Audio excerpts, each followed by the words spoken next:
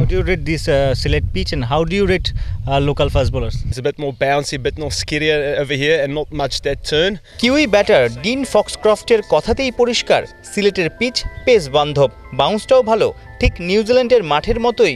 অথচ এমন 22 গজেও বাংলাদেশ এ দলের পেসারদের গতি, সুইং আর বাউন্সে ওরা লন্ডভন্ড।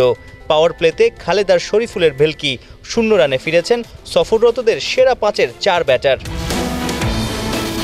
3টা করে উইকেট খালেদ আর তানভীরের, জোড়া আঘাত শরীফুল আর এবাদতের। নিউজিল্যান্ড প্যাকেট 147 রানে, বাংলাদেশের জয় 7 উইকেটে। 5-6 ওভার একটু উইকেট অবশ্যই অনেক ভালো ছিল, বাট 5-6 ওভার আমার কাছে মনে একটু মস্টার ছিল, ওটা কাজে লাগাতে পেরেছে। বোলিং ইউনিট অবশ্যই আমাদের জন্য কাজটা অনেক ইজি করে দিয়েছে, বাট ওভারঅল যদি বলেন বোলিং, ফিল্ডিং এবং ব্যাটিং, আমরা যেহেতু 7 উইকেটে জিতেছি, তো আমার কাছে মনে হয় যে অ্যাজ এ টিম হিসেবে ভালো করতে পেরেছি। বাট এখান থেকে আমাদের যে মিস্টেক আজকে ছিল, এগুলোর জন্য আরও যাতে নেক্সট ম্যাচে আরও গুছিয়ে উঠতে পারি। ম্যাচ শেষে মধ্য মাঠে এসে ঘুরে ফিরে পিচ দেখেছেন প্রধান নির্বাচক গাজী আশরাফ হোসেন লিপু।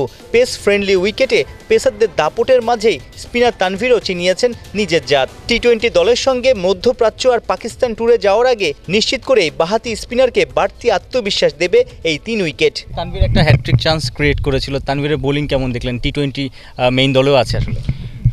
না দেখেন, আমার কাছে যেটা মনে হয় যে অবভিয়াসলি এই উইকেটে আমরা যেভাবে চাচ্ছি, টিম যেভাবে চাচ্ছে, ও ওইভাবেই দেওয়ার চেষ্টা করেছে। যে সিচুয়েশন ছিল ওই সময়, ওর 1-2টা উইকেট নেওয়া টিমকে মানে এগেনস্ট টিমকে আরও ব্যাকফুটে দিয়ে দিয়েছে। অবভিয়াসলি আমি যেটা বললাম যে টিম হিসেবে যার যেখানে যতটুকু দরকার, কারো যদি একটা ফিল্ডিং করে হোক, কারো যদি 10 রান করে হোক, আমার কাছে মনে হয় না যে কেউ 50 বা 100 করলো ম্যাচ হারলে ওইটার কোনো ক্রেডিট নেই। কেউ যদি 10-20 রান করে বা একটা ফিল্ডিং করে রান আউট করে ম্যাচ জিতে, আমার কাছে মনে হয় ওইটাই ইম্পর্টেন্ট। একদিন বিরতি দিয়ে বুধবার দ্বিতীয় ওয়ানডে, এক ম্যাচ আগেই সিরিজ জয়ের লক্ষ্য বাংলাদেশ এ দলের। সাইফুল রূপক, 71, সিলেট।